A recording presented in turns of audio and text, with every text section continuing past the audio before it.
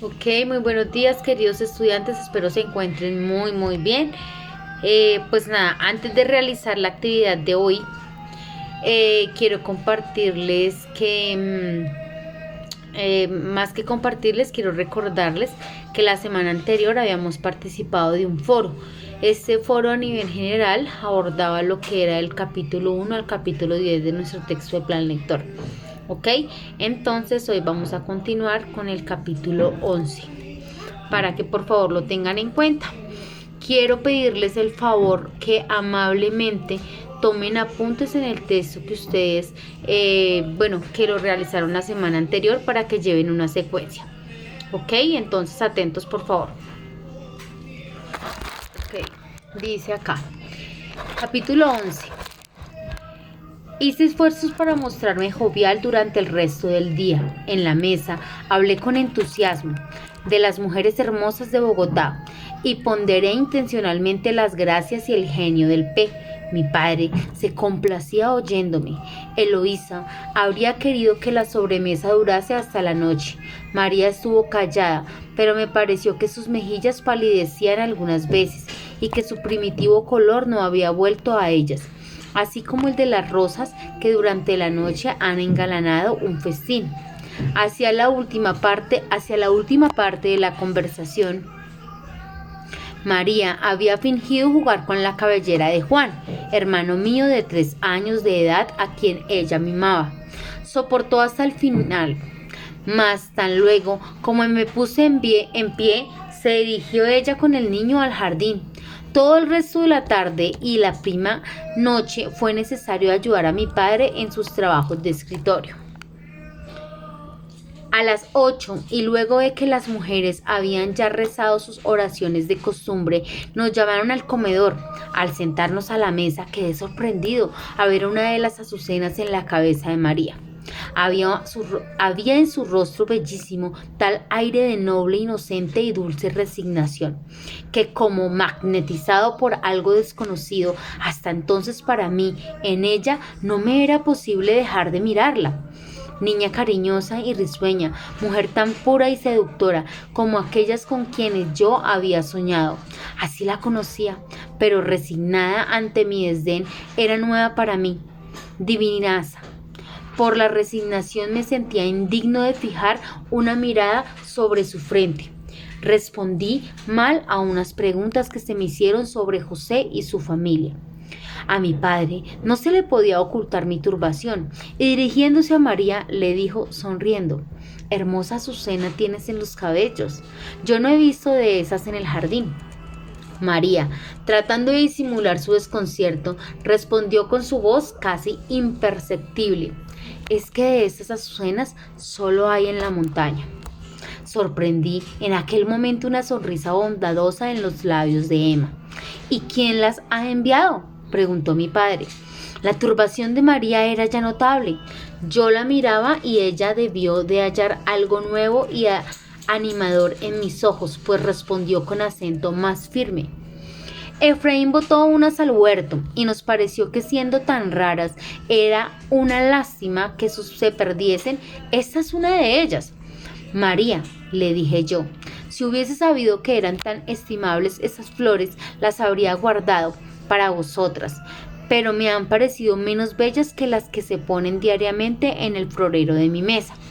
Comprendió ella la causa de mi resentimiento y me lo dijo tan claramente, una mirada suya, que temí se oyeran las palpitaciones de mi corazón.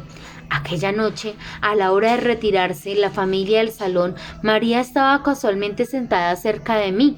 Después de haber vacilado mucho, le dije, al fin con voz que denunciaba mi emoción: María, eran para ti, pero no encontré las tuyas. Ella balbucía alguna disculpa cuando, tropezando en el sofá, mi mano con la suya, se la retuve por un movimiento ajeno de mi voluntad. Dejó de hablar, sus ojos me miraron asombrados y huyeron de los míos. Pasóse por la frente con angustia la mano que tenía libre y apoyó en ella la cabeza, hundiendo el brazo desnudo en el almohadón inmediato.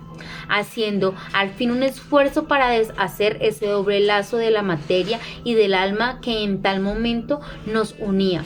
Púsose en pie y, como concluyendo una reflexión empezada, me dijo: tan quedó que apenas pude oírla. Entonces yo recogeré todos los días las flores más lindas, y desapareció.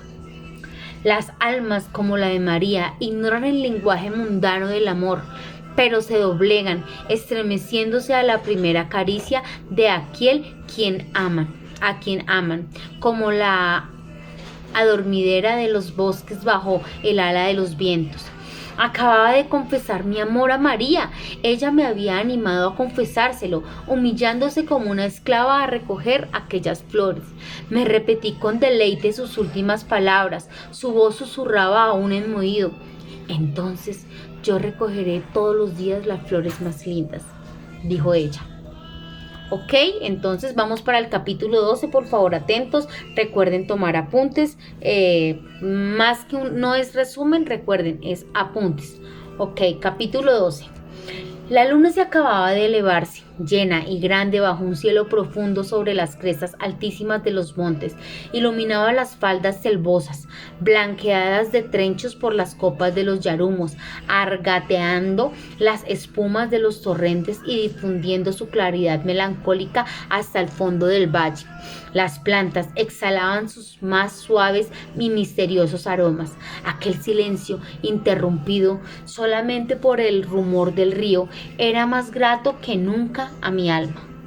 Apoyado de codos sobre el marco de mi ventana, me imaginaba verla en medio de los rosales, entre los cuales la había sorprendido en aquella mañana primera. Estaba allí, recogiendo el ramo de azucenas, sacrificando su orgullo a su amor. Era yo quien iba a turbar en adelante el sueño infantil de su corazón. Podría ya hablarle de mi amor, hacerla el objeto de mi vida. Mañana, mágica palabra de la noche en que se nos ha dicho que somos amados. Sus miradas, al encontrarse con las mías, no tendrían ya nada que ocultarme. Ella se embellecería para felicidad y orgullo mío. Nunca las auroras de julio en el Cauca fueron tan bellas como María cuando se me presentó al día siguiente.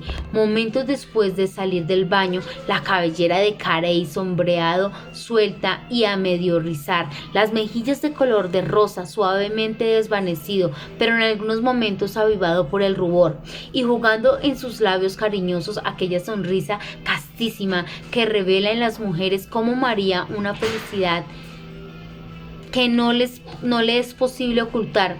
Sus miradas, ya más dulces que brillantes, mostraban en su sueño que su sueño no era tan apacible como había solido.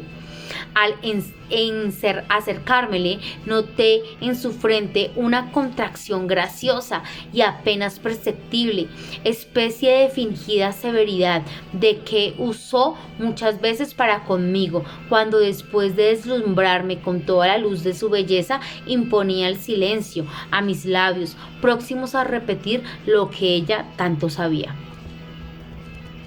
Era ya para mí una necesidad tenerla constantemente a mi lado, no perder un solo instante de su existencia, abandonada a mi amor.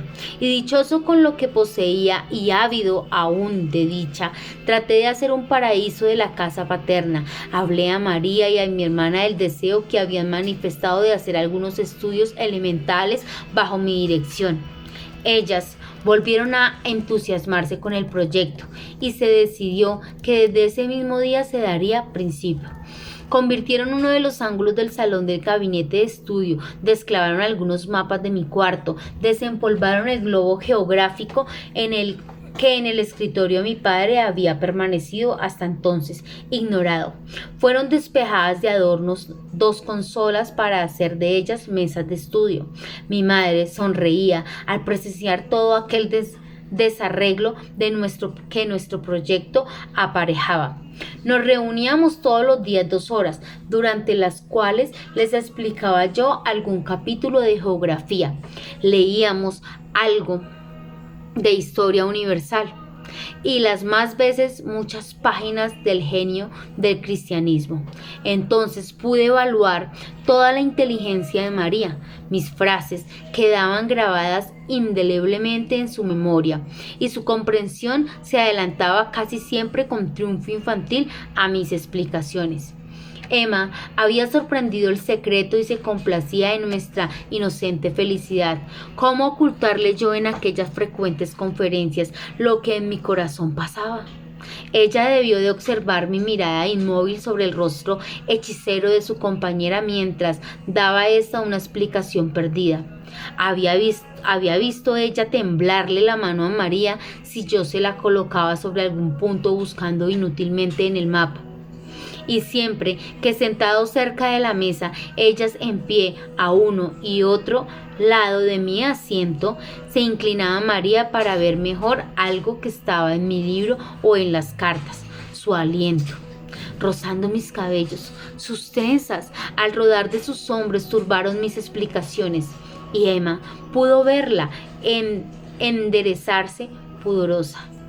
En ocasiones, quehaceres domésticos llamaban la atención de mis discípulas, y mi hermana tomaba siempre a su cargo ir a desempeñarlos para volver en un rato después de reunírsenos.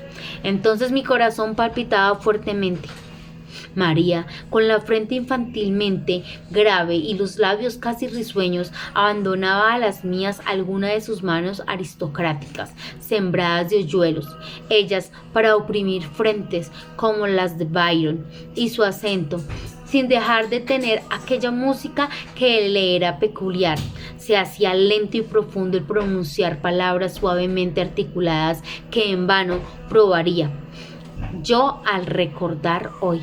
Porque no he vuelto a oírlas, porque pronunciadas por otros labios no son las mismas, y escritas en estas páginas aparecerían sin sentido. Pertenecen a otro idioma, del cual hace muchos años no viene a mi memoria ni una frase. Bueno,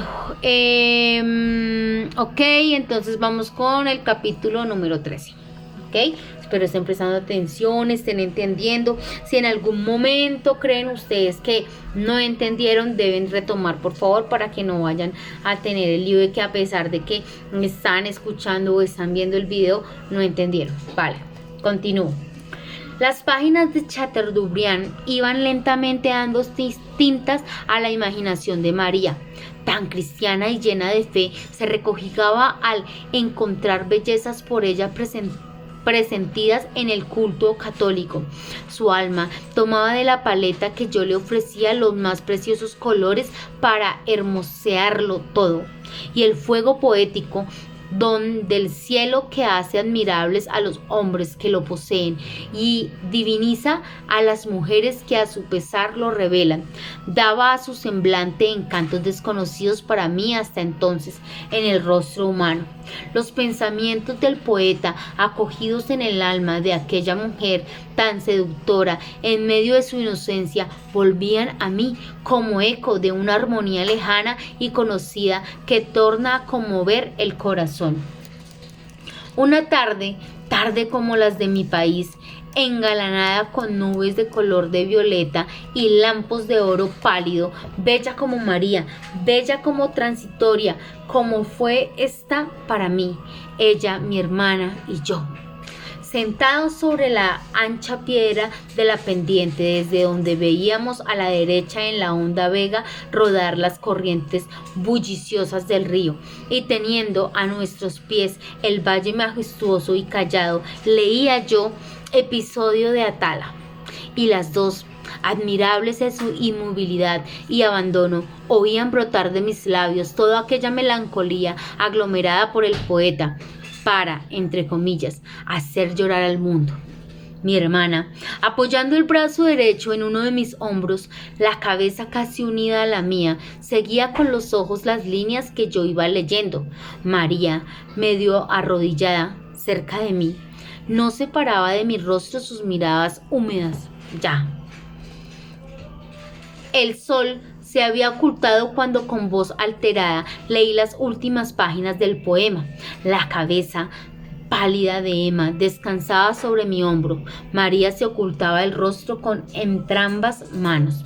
Luego que leía aquella desgarradora despedida de Chacta sobre el sepulcro de su amada, despedida que tantas veces ha arrancado su sollozo de mi pecho, entre comillas, duerme en paz en extranjera tierra, joven desaventurada.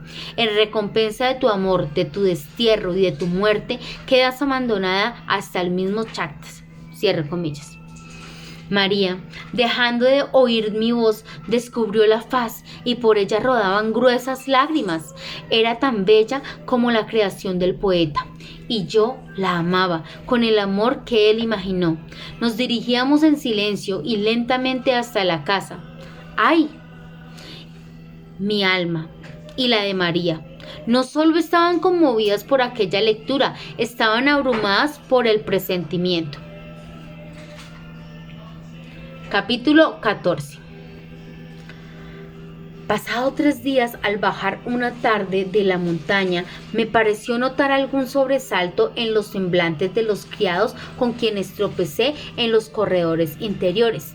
Mi hermana me refirió que María había sufrido un ataque de nervios y al regresar que estaba aún sin sentido. Procuró calmar cuando le fue posible mi dolorosa ansiedad. Olvidado de toda precaución, entré a la alcoba donde estaba María y dominando el frenesí que me hubiera hecho estrecharla contra mi corazón para volverla a la vida, me acerqué desconcertado a su lecho. A los pies de éste se hallaba sentado mi padre. Fijó en mí una de sus miradas intensas y volviéndola después sobre María, parecía quererme hacer una conversación al mostrármela. Mi padre y mi madre estaban allí, pero no levantó ella la vista para buscarme, porque sabedora de mi amor, me compadecía como sabe compadecer una buena madre en la mujer amada por su hijo, a su hijo mismo.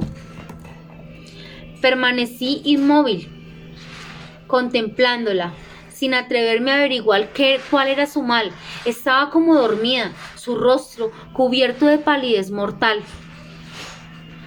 Se veía medio oculto por la cabellera descompuesta, en la cual se descubrían estrujadas las flores que yo le había dado en la mañana. La frente contraída revelaba un padecimiento insoportable y un ligero sudor humedecía las sienes de los ojos cerrados. De los ojos cerrados habían tratado de brotar lágrimas que brillaban detenidas en las pestañas. Comprendiendo mi padre todo mi sufrimiento, se puso en pie para retirarse, mas antes de salir, se acercó al lecho y tomando el pulso a María, dijo: «Todo ha pasado, pobre niña, es exactamente el mismo mal que padeció su madre». El pecho de María se elevó lentamente como para formar un sollozo y al volver a su natural estado exhaló solo un suspiro. Salido que hubo mi padre, colóqueme en la cabecera del lecho y olvidándome de mi madre y de Emma, que permanecían silenciosas, tomé sobre el almohadón una de las manos de María y la bañé en el torrente de mis lágrimas, hasta entonces contenido. Media toda mi desgracia era el mismo mal de su madre, que había muerto muy joven, atacada de una epilepsia incurable. Esta idea se adueñó de todo mi ser para quebrantarlo. Sentí algún movimiento en esa mano inerte a la que mi aliento no podía volver el calor. María empezaba ya a respirar con más libertad y sus labios parecían esforzarse en pronunciar alguna palabra. Movió la cabeza de un lado al otro, cual si tratara de deshacerse de un peso abrumador. Pasado un momento de reposo, balbuceó palabras inteligentes e ininteligibles, pero al fin se percibió entre ellas claramente mi nombre. En pie, yo, devorándola con mis miradas. Tal vez oprimí demasiado entre mis manos las suyas, quizá mis labios la llamaron. Abrió lentamente los ojos, como heridos por una luz intensa, y los fijó en mí, haciendo el esfuerzo para reconocerme. medio incorporándose un instante después. ¿Qué es?, me dijo, apartándome. ¿Qué me ha sucedido?, continuó dirigiéndose a mi madre. Tratamos de tranquilizarla y con un acento en que había algo de reconvención que por entonces no pude explicarme, agregó: ¿Ya ves? Ya lo temía. Quedó después del acceso adolorida y profundamente triste. Volví por la noche a verla cuando la etiqueta establecida en tales casos por mi padre lo permitió. Al despedirme de ella, reteniéndome un instante la mano: hasta mañana, me dijo, y acentuó esa última palabra como solía hacerlo siempre que interrumpía nuestra conversación en alguna velada. Quedaba deseando el día siguiente para que la concluyésemos. Capítulo 15. Cuando salí al corredor que conducía a mi cuarto, un cierzo impetuoso columpiaba los sauces del patio, y al acercarme al huerto lo oí rasgarse en los sotos de naranjos, de donde se lanzaban las aves asustadas, relámpagos débiles, semejantes al reflejo instantáneo de un broquel herido por el resplandor de una hoguera. Parecían querer iluminar el fondo tenebroso del valle. Recostado en una de las columnas del corredor, sin sentir la lluvia que me azotaba las sienes, pensaba en la enfermedad de María, sobre la cual había pronunciado mi padre tan terribles palabras. Mis ojos querían volver a verla, como en las noches silenciosas y serenas que acaso no volverían ya más. No sé cuánto tiempo había pasado cuando algo como el ala vibrante de un ave vino a rozar mi frente. Miré hacia los bosques inmediatos para seguirla. Era un ave negra. Mi cuarto estaba frío, las rosas de la ventana temblaban como si temiesen abandonadas a los rigores del tempestuoso viento. El florero contenía ya marchitos y desmayados los lirios que en la mañana había colocado en él María. En esto, una ráfaga de ápago se subitó la lámpara y un trueno dejó oír por largo rato su creciente retumbo, como si fuese el de un carro gigante despeñado de las cumbres rocallosas de la sierra. En medio de aquella naturaleza sollozante, mi alma tenía una triste serenidad. Acababa de dar las 12 del reloj del salón. Sentí pasos cerca de mi puerta y muy luego la voz de mi padre que me llamaba. «Levántate», me dijo tan pronto como le respondí. «María sigue mal». El acceso había repetido. Después de un cuarto de hora hallábame apercibido para marchar. Mi padre me hacía las últimas indicaciones sobre los síntomas de la enfermedad, mientras el negrito Juan Ángel aquietaba mi caballo, retintó impaciente y asustadizo. Monte, sus cascos herrados crujieron sobre el empedrado, y un instante después bajaba yo hacia las llanuras del valle buscando el sendero a la luz. Algunos relámpagos lívidos iba en solicitud del doctor Maillin, que pasaba a la sazón una temporada de campo a 3 leguas de nuestra hacienda. La imagen de María, tal como lo había visto en el lecho aquella tarde, al decirme ese hasta mañana, que tal vez no llegaría, iba conmigo y, avivando mi impaciencia, me hacía medir incesantemente la distancia que me separaba del término del viaje, impaciencia que la velocidad del caballo no era bastante a moderar. Las llanuras empezaban a desaparecer, huyendo en sentido contrario a mi carrera, semejantes a mantos inmensos, arrollados por el huracán. Los bosques que más cercanos creía parecían alejarse cuanto avanzaba hacia ellos. Solo algún gemido del viento entre los higuerones y chiminangos sobrios, solo el resuello fatigoso del caballo y el choque de sus cascos en los pedernales que chispeaban e interrumpían el silencio de la noche. Algunas cabañas de Santa Elena quedaron a mi derecha y poco después dejé de oír los ladridos de sus perros. Vacadas dormidas sobre el camino empezaban a hacerme moderar el paso. La hermosa casa de los señores de M, con su capilla blanca y sus bosques de ceibas, y se divisaba en lejanía, a los primeros rayos de la luna naciente, cual castillo cuyas torres y techumbres hubiese desmoronado el tiempo. El amaime bajaba crecido con las lluvias de la noche, y su estruendo me lo anunció mucho antes de que llegase yo a la orilla. A la luz de la luna, que atravesando los follajes de las riberas iba a plantear las ondas, pude ver cuánto había aumentado su raudal. Pero no era posible esperar. Había hecho 2 leguas en 1 hora, y aún era poco. Puse las espuelas en los ijares del caballo, que con las orejas tendidas hacia el fondo del río y resoplando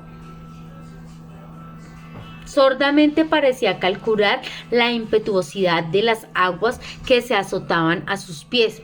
Sumergió en ellas las manos y, como sobrecogido por un terror invencible, retrocedió veloz, girando sobre las patas. Le acaricié el cuello y las crines humedecidas y lo aguijoneé de nuevo para que se lanzase al río. Entonces levantó las manos impacientado, pidiendo al mismo tiempo toda la rienda, que le abandoné, temeroso de haber errado al botadero de las crecientes. Él subió por la ribera unas 20 varas, tomando la ladera de un peñasco. Acercó la nariz a las espumas y, levantándola enseguida, se precipitó en la corriente. El agua lo cubrió casi todo, llegándome hasta las rodillas. Las olas se encresparon poco después alrededor de mi cintura. Con una mano le palmeaba el cuello al animal, única parte visible ya de su cuerpo, mientras con la otra trataba de hacerle describir más curva hacia arriba la línea de corte, porque de otro modo, perdida la parte baja de la ladera, era inaccesible por su altura y la fuerza de las aguas, que columpiaban graduales desajados. Había pasado el peligro. Me apeé para examinar las cinchas, de las cuales se había reventado una. El noble bruto se sacudió y un instante después continué la marcha. Bueno, ahí vamos. Luego que anduve 1/4 de lengua, atravesé las ondas del Nima, humildes, diáfanas y tersas, que rodaban iluminadas hasta perderse en las sombras de bosques silenciosos. Dejé a la izquierda la pampa de Santa R, cuya casa, en medio de arboledas de ceibas y bajo el grupo de palmeras que elevaban los follajes sobre su techo, semeja en las noches de luna la tienda de un rey oriental colgada de los árboles de un oasis. Eran las 2 de la madrugada, cuando, después de atravesar la villa de P, me desmonté a la puerta de la casa que vivía el médico. Capítulo 16.